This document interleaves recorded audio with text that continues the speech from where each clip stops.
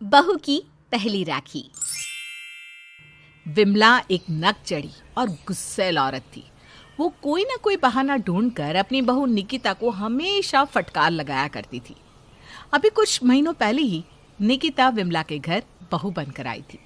निकिता अपनी तरफ से हर संभव कोशिश करती कि वो अपनी सास को हमेशा खुश रख सके, लेकिन विमला वो तो आसपास की औरतों पर रौब जमाने के लिए जानबूझकर निकिता को डांटा करती। अरे वाह विमला, तूने ऐसी कौन सी चाबी भरी है कि तेरी बहू तेरे सामने एकदम भीकी बिल्ली बनकर रहती है। मेरा नाम विमला है विमला। निकिता के जैसी 10-10 लड़कियां भी मेरी बहू बनकर आ जाए ना, तो भी मैं उन सबको अपने बाएं हाथ से नचा सकती हूँ। हाँ, ये बात तो तूने सही कही, लेकिन मेरी किस्मत तेरे जैसी कहाँ। मेरी बहू ना मुझे बहुत परेशान करती है। जब देखो तब घर के काम मेरे सर पर लाद देती है। काश मेरी जिंदगी भी तेरी तरह होती। अरे इसमें ना तेरा ही कसूर है। जब बहुएं घर में पहला कदम रखती हैं तभी से उन पर लगाम लगा देनी चाहिए, वरना आगे जाकर वो हमारे सिर पर बैठ जाती है। तुम सब मेरे पास रोज 1 घंटे की ट्यूशन पढ़ने आया करो। मैं तुम सबको ट्रेन कर दूंगी कि अपनी बहुओं को कैसे काबू में रखना है, समझी? इस तरह विमला निकिता के सीधेपन का फायदा उठाकर आसपास की औरतों से वाहवाही लूटा करती थी। फिर एक दिन, विमला, अगले हफ्ते राखी का त्योहार है, तू शॉपिंग करने चलेगी क्या? हाँ हाँ, क्यों नहीं। मेरी बेटी भी आ गई है, चल आज ही शॉपिंग करने चलते हैं। उसके बाद विमला अपनी बेटी सोनिया और बहू निकिता को लेकर मार्केट में पहुंच जाती है। मम्मी, ये साड़ी बहुत अच्छी है, मैं यही साड़ी खरीदूंगी। हाँ हाँ, ले ले।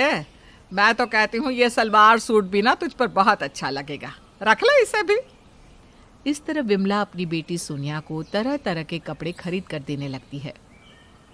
अरे विमला, तेरे बहू भी तो साथ में है, इसका भाई भी तो राखी बंधवाने आएगा, इसके लिए भी कोई साड़ी खरीद ले। अरे इसकी तो अभी अभी शादी हुई है, इसके पास बहुत सारी साड़ियाँ हैं, इसे नई साड़ी की क्या जरूरत है। और वैसे भी इसका भाई आ रहा है, कोई कलेक्टर नहीं। अरे लेकिन फिर भी। ए कांता, तू ना ज्यादा चप्पड़ चप्पड़ मत कर। जब से देख रही हूँ मेरी बहू की तरफदारी में लगी है। तुझे मेरे साथ शॉपिंग करनी है तो कर, वरना भाग यहाँ से। उसके बाद वो औरत पूरी तरह खामोश हो जाती है।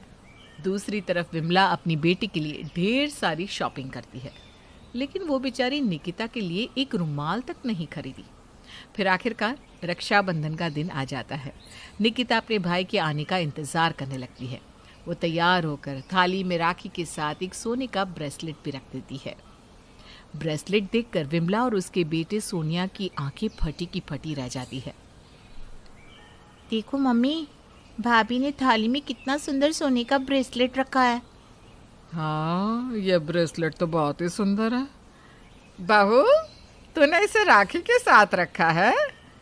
कहीं तू अपने भाई को तो ये सोने का ब्रेसलेट नहीं देने वाली? जी मम्मी जी, आपने बिल्कुल सही सोचा।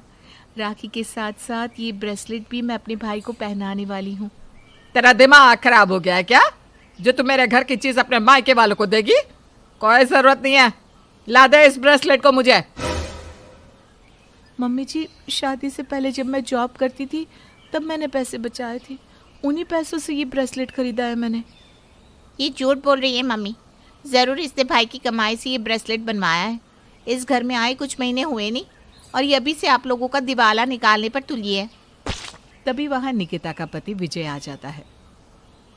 क्या हुआ, आप सब लोग इस तरह क्यों चिल्ला रहे हो?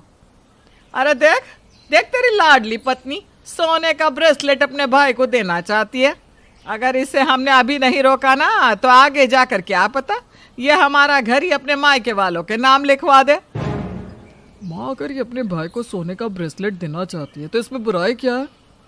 अब कैसी बात कर रहे हो भाई, यह आपकी कमाई का ब्रेसलेट है, भला भाभी अपने भाई को कैसे दे सकती है? तुमसे किसने कहा कि ये मेरी कमाई का है? निकिता ने अपने पैसों से खरीदा है। अपने पैसे अपनी मर्जी से खर्च करने का इसे पूरा हक है। वाह बेटा वाह, बस यही दिन देखना बाकी रह गया था।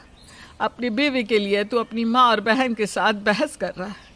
नालायक, यही परवरिश दी है क्या मैंने तुझे? ओहो माँ, तुम ना जरा सी बात का बतंगड़ बना देती हो। मैंने कह दिया ना कि ये ब्रेसलेट निकिता ने अपनी कमाई से खरीदा है, फिर आप लोगों को क्या परेशानी है? नहीं, मैं इसके फटीचर भाई को ये सोने का ब्रेसलेट पहनने नहीं दूंगी। ला बहू, ये ब्रेसलेट मुझे दे दे। उसके बाद विमला थाली में रखा सोने का ब्रेसलेट लेकर अपनी बेटी को दे देती है। जा बेटा, इसे अलमारी में रख दे।